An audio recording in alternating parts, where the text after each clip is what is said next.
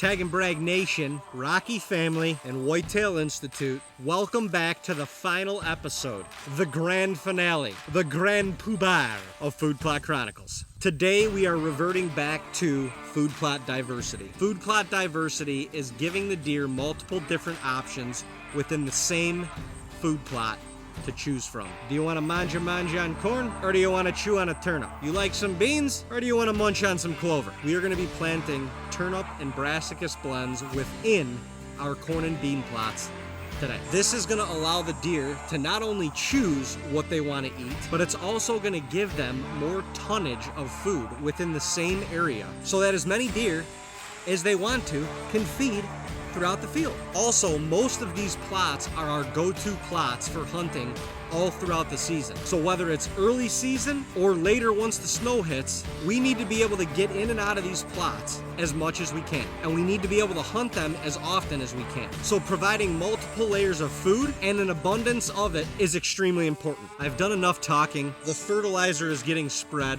and the seed is ready to be sowed. Let's get out in the field and let's check it out.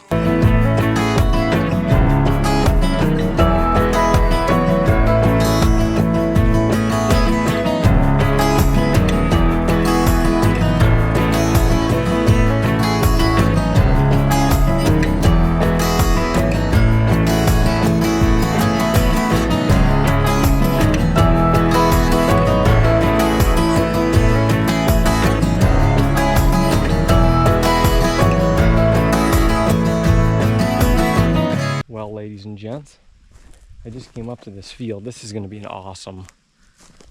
awesome turnip plot. Getting the winter greens, some ravish radish, and some turnips in here. And this is going to be awesome. It's a big plot, real big plot. Backs up to really nice corn that we planted. And we have a blind at the top of the field. We were just going to move that, but just with the challenging and time of moving it, we have an extra blind that's been sitting behind our camp and it's literally not getting used. So we're actually just gonna bring it in here behind this little patch of woods, brush hog maybe a little spot in there, and be able to get in and out through this little strip really nice and be able to see this whole field. It's gonna be awesome. But this dirt is actually better looking than I thought it would be. I thought I was gonna have to disc this twice. So I brought with me 2 bags of fertilizer. I'm just gonna go broadcast this fertilizer in here. I have it with me. I don't have the 3-point spreader, so I'm just literally gonna do it manually. Broadcast this at least about a couple 100 pounds of triple 19 in here. Well, we're gonna need a little bit more than that. And funnily enough, it is sprinkling rain right now, not in the forecast. So it's literally hitting the pavement, hitting the dirt, and not even doing anything. It's so dry here. So I don't think this is gonna do much of anything, but I'm gonna broadcast the fertilizer in here, and then I'm gonna disc it nice and lightly just to mix in that fertilizer. And then we may plant this, we may just wait. We've got a decent chance of rain in like 5 or 6 days. So we'll either plant it now and just let the seed sit and wait for the rain, or wait a couple days just to protect the seed from birds and such. You know, not really sure yet. We're gonna see what we have time to do, but first we're gonna mix this fertilizer in so that we don't lose any to evaporation or the sun or anything, and just get it ready to go. Honestly,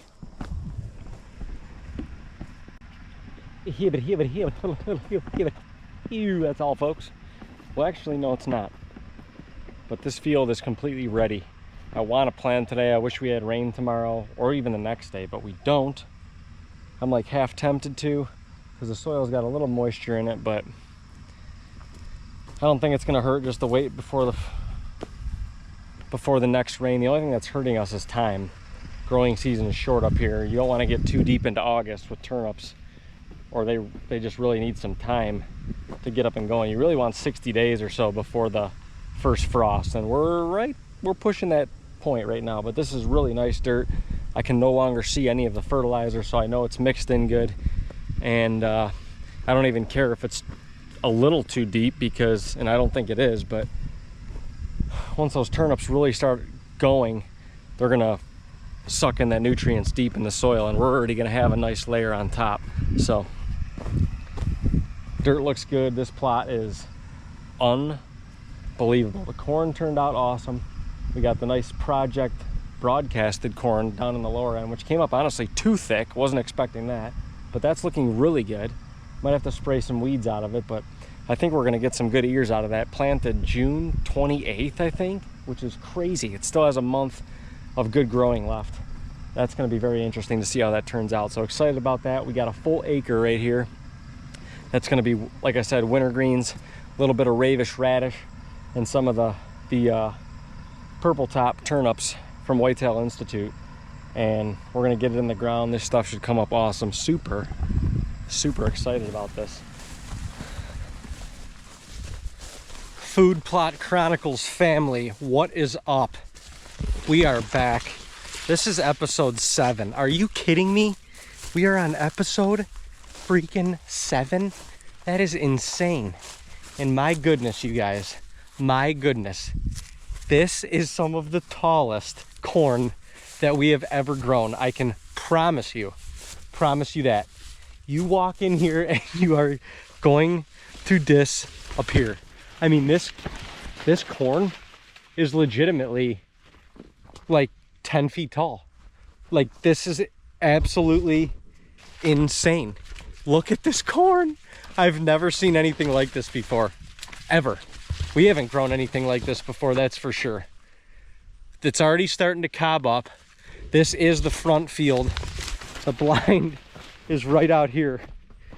And like, I could tell you one thing, if this corn isn't brush hogged, then you're not going to be able to see anything from this plot or from this blind right here. So what we're doing today, we're coming in here and I am going to till all of this bare dirt right here, still within bow range of the blind. This is all going to be a brassicas turnip blend. And if this isn't too soft, actually it's really not that bad. This is normally soaking wet and it's been so dry here lately. So I actually may be able to till that in as well. But you could see all in here, we're gonna till all of this in order to plant a Whitetail Institute brassicas blend, probably the tall tine tubers in here. And my gosh, the corn ended up freaking insane. Like, insane. This is crazy. We're gonna broadcast a little bit more in there too, but I mean, this is wild, you guys. Like, I'm shook. I really am. There's a big spot of clover back there. As you can see, we're gonna leave all that. We'll till all this and may even try and get the tractor in here and just till a couple strips in here in this stuff as well. But you can see this, where the corn is all matted in there. That's got to be all from bears. Bears are already getting after it, or coons or something. But this, yeah, we're on the back end. We're on the last working episode of Food Plot Chronicles. We've got a couple of these plots that are in the midst of the corn and the soybeans that we're going to be making into fall plots. And then after that, we're done. We'll show you the progress and how they all turned out when everything is all said and done. But more or less, we are planted. We've got more food here than we ever have, by far. Like, by far, we've got more food on this land than we ever have had before. We've experimented with a lot. We appreciate you guys coming along with us on this journey, and you know, we're rounding the corner to the season. It's exciting stuff. I'm looking forward to getting in a tree or getting in a blind and reaping what we sow. We've got corn that's looking good. The beans are looking good. Some of our fall plots are already germinated, and now it's just time to get to work, to provide for the family, to put meat in the freezer. And that's what we intend to do. So I'm gonna get onto the tractor, I'm gonna start turning, and then we'll move on to the next plot. We got a couple plots to do today, and we're gonna wait. We're just gonna prep the ground right now. We're gonna probably wait another couple days. It's Wednesday today. We're really not supposed to get another rain until next Tuesday. So we'll probably wait till this weekend to plant. But as long as this stuff is prepped and ready to go, we can just come in here, fertilize, plant, pray for some rain, and let it ride, baby. Food Plot Chronicles, last working episode. It's good stuff.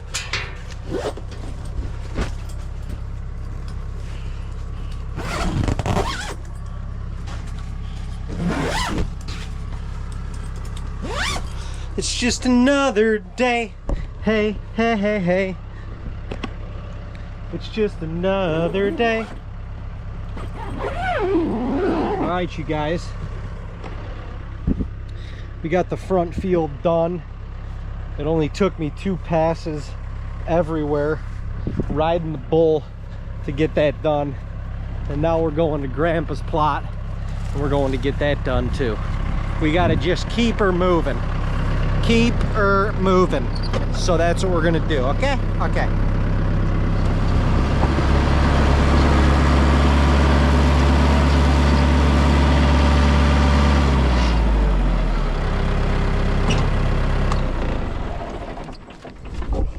You know what Dean says? Oh, it's just a little patch.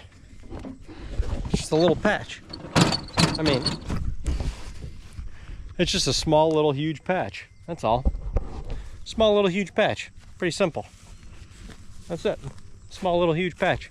We may take a couple passes through this corn in here just to chop that up. But this is going to be a big brassicas plot too. There's going to be so much food on this land. Food Plot Chronicles is on one this year. It's on one.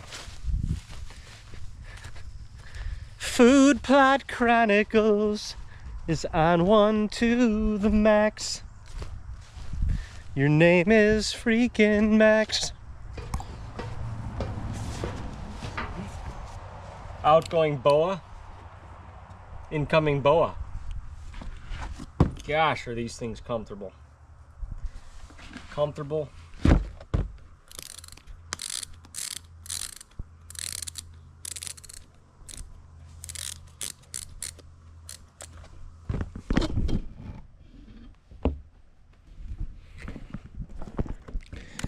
Okay, ladies and gentlemen. These boots really are, I mean, they almost feel like feathers on my feet. They are so light. The toe is very protective. They slip right on. You snap them right on. I mean, I can't give those up. Like, I've been destroying them and putting them through hell for about 5 years now. 4 years. And I'm doing everything I can to keep them rolling. So these boas are awesome. They last a long time, and they are so convenient, so comfortable. Man, they feel good to have on my feet. So this is what I'm doing right now. David is turning the last, I think, 4 food plots that we've got to put in. It has been quite rough with the lack of rainfall the last 2 weeks. I mean, we normally would already want our fall food plots in the ground, and we got a couple in, but we got a little spurt of rain. We were able to get a couple in, and literally the last 2 weeks we just haven't had rain, and we're not supposed to have any for the next 7 days. And then when we are supposed to have it, it's like a 40 or 50% chance. So honestly, if it don't rain, nothing's growing. But David's turning the last of our food plots here, and before we do plant, I'm throwing on some Impact from Whitetail Institute. This stuff is awesome. If you can't get lime in a certain area, you can't get a lime buggy in these small plots that have low pH. This isn't really a lime replacement, but for this growing season that you're currently about to plant, it gives the plants enough nutrients to get up and going, and really it creates some vigor with the plant, gets them excited and rolling. So huge tool to use. Like I said, if you can't get lime in, you don't want to buy a bunch of pelletized lime and put it in a 3-point sprayer. You know, those are good long-term effects, and long-term benefits, and you still need to do them. But like I said, if you're looking to quickly improve the soil, just throw that right down on the bare dirt before you plant. It'll activate, I think, during the first rainfall, and then you should be good to go. All you do is fill this 3/4. It's like a powder. Fill up 3/4 with water, shake it up real good. If you can use hot water, even better. It dissolves really nicely, and then you pour that right into the tank. One of these is will mix with about 6 to 9 gallons of water, and it'll cover about 1/4 of an acre. So I got a 26-gallon sprayer right here, and I usually do about 4 jugs. It's probably a little, well, really it's not. 4 jugs per tank for me, and I can cover an acre with that and really give the plants what they want.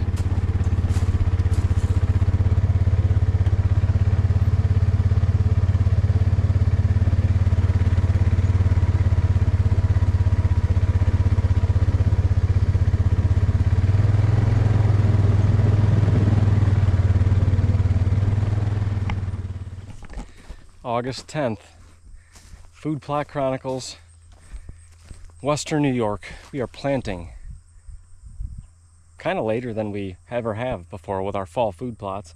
It has been so dry, and for where we're at, that's good and bad. We rarely have it this dry, but this is literally too dry. We would have planted, we normally like to plant that last week of July. Haven't had a rain since then. So, and we didn't have everything ready to go before that. But this stuff has been so bone dry, we broadcast our seed in, we just have been so reluctant to do it. We do have rain in the forecast in 2 days. So a couple days ago, we had come in here, turned this a couple different times, broadcasted the fertilizer in here, turned it in here, conditioned it into the soil. We sprayed the impact from Whitetail Institute on here because this is just a very kind of acidic soil. So we're pretty much locked in and ready to go. I'm going to go ahead today and broadcast the seed. We have had some heavy dews, so that may get our seed started here. If not, hopefully, I think we have a 70% chance of rain in 2 days. So it's looking pretty good. We're taking the chances. We have to take the chance because we are at the cutoff point for brassica blend seed here in Western New York. But luckily, we're planting the Whitetail Institute seed that's got, you know, that rain coating on it, that moisture sucking coating on it, and that's going to help it germinate in these super dry conditions like this. So honestly, we'd probably not be in good shape if we didn't have that. But I'm going to do what I've kind of been doing, and I plant heavy the winter greens, or I shouldn't say heavy, but the bulk of the mixture is heavy winter greens. You see that seed, that's colorful, that's that seed coating on there. That's going to help absorb 200% more moisture than non-coated seed. And then I just come in on top with, I don't know, maybe 10-20% of the Ravish radish, and then we do the same thing with the tall thyme tuber. I always call that like the top of the plot. That's like what I just top coat the plot with. But the tall thyme tuber are the turnips, and that's really the secret sauce that I like. Usually, actually, probably go a little heavier on that, maybe 20 to 40% of the food plot. So I kind of mix those all up together, and we are going to coat this plot with it and pray that rain comes in 2 days.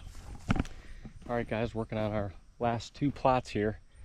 Now we might do one in a couple of days, but we're wrapping up the fall food plots. Feels good.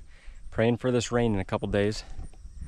And so here, this is mainly going to be our clover plot for the next couple of years. It has been clover, and it was due for a freshie. So whenever we do that, we put the turnips, brassicas mixture over top of it, so you get some good greenage and attraction for the fall. So we're putting mainly tall tine tubers and ravish radishes in here, right on top of a heavy layer of clover.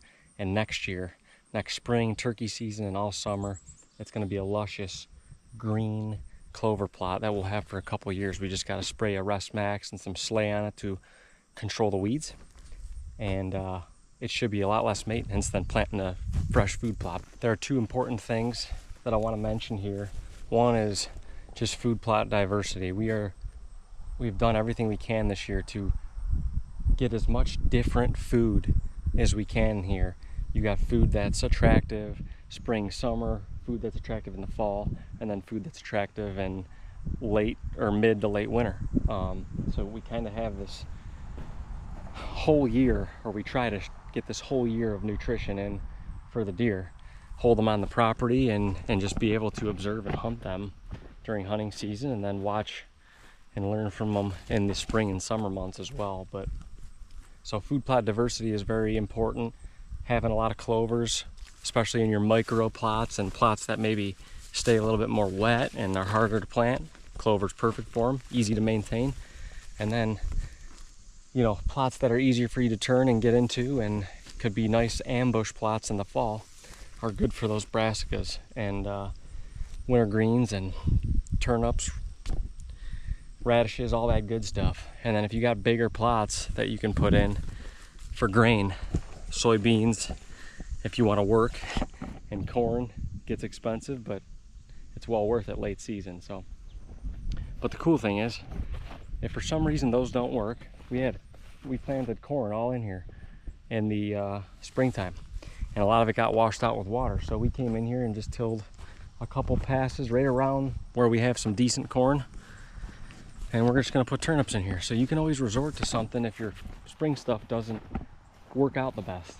This is where we had tilled up the washed out corn, and we broadcasted some corn in here. So got to really spray the weeds out of there if I can, but we got another month of growing season. That corn might get up and get tall. I think it will. So always adjust. Got to adjust to Mother Nature. And it's been one hell of a planting season. We're not done yet, but finishing up. Well, here's the view. Front field view right here. All of that and all behind the trees back here. I just tilled in the fertilizer that Dean just put down, and all that's left to do is sow a little bit of that Whitetail Institute seed.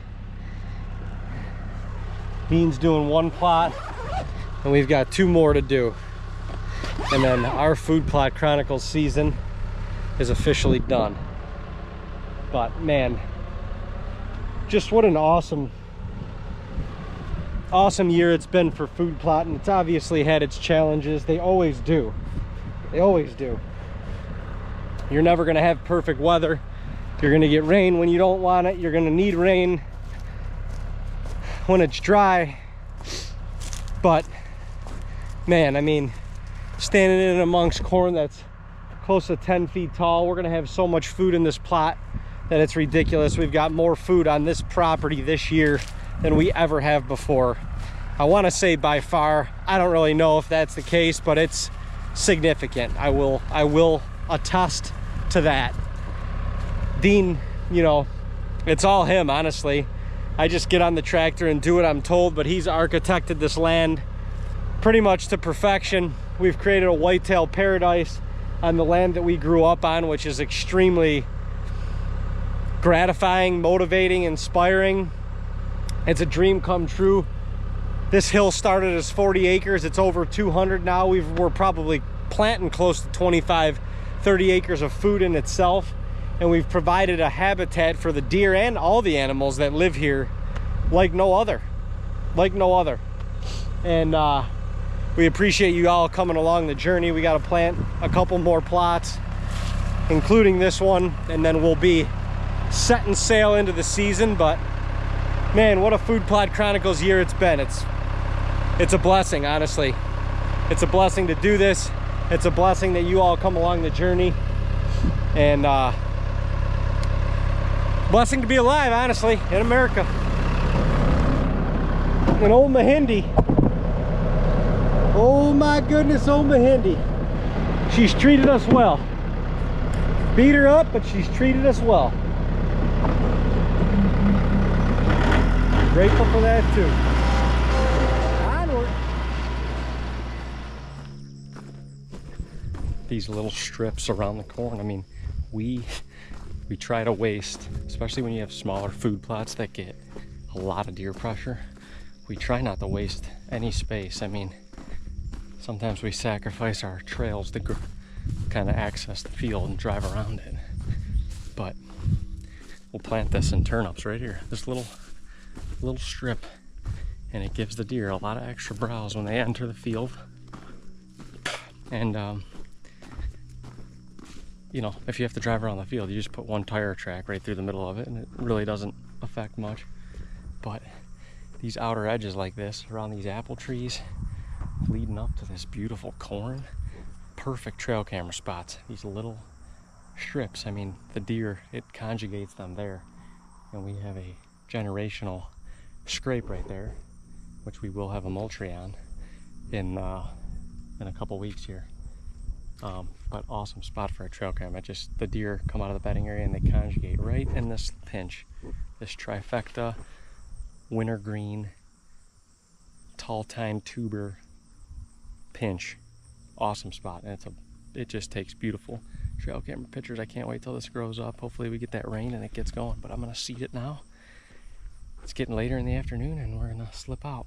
Ladies and gentlemen, this is it. You've seen us plant the corn. You've seen us plant the beans. You've seen us spray, fertilize, and plant all of our fall food plots. We've got more food on Camp Cutlet ground this year than ever before. I can tell you something, I don't even know how the deer are gonna finish all of this by next Food Plot Chronicles season. But it has been awesome to have each and every one of you along with us for the journey. We want to send a special shout out to Rocky for continually supporting us, not only as hunters, but as land managers. And another shout out to Whitetail Institute for trusting in us to provide quality content, educational material, and entertainment, all while we plant their seeds on Camp Cutlet ground. You guys don't understand that you are witnessing two young boys' dream come true. Growing up on this land that started as just a 40-acre chunk, we now plant over 25 acres in food plot. We have created a whitetail mecca on the land that we grew up hunting on. And it is a privilege to be able to document all of this stuff and bring you along the journey with us. So thank you all for embarking on this adventure, for following along on another Food Plot Chronicles season, and allowing us